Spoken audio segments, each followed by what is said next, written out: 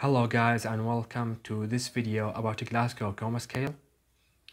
So Glasgow Coma Scale is a neurological scale used in many settings to objectively classify the level of consciousness in patients. And it was initially developed for head injured patients, but its use has been expanded to involve chronically critically ill patients. So for the scoring in this scale, there is three components: the eye opening, the verbal response, and the motor response. For the eye opening, there is four options. If the patient does not, if their patient have their eyes closed, you give them 1 point. And if they are open to pain, you give them 2 points. And you give them 3 points if their eyes are open to voice.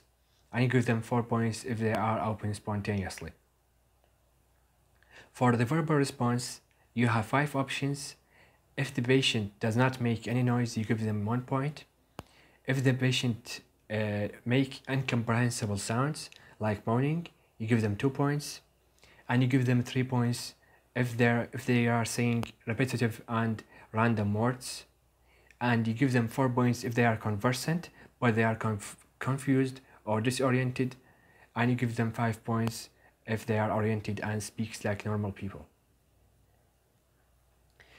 Finally, for the motor response, you give the patient 1 point if they don't move, and you give them 2 points if they are in extensor posturing, means they are pushing their arms to the sides of the bed, and you give them 3 points if they are in flexor posturing, means they are withdrawing their arms toward them, and you give them 4 points if they are in withdrawal in response to pain, and 5 points if they can localize pain.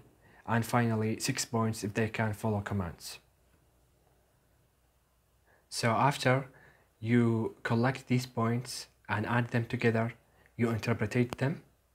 So if the Glasgow Coma Scale is applied to head trauma patients, the interpretation goes like this. So if the Glasgow Coma Scale is from 13 to 15, this is considered as mild injury. If it is from 9 to 12, then it is moderate injury.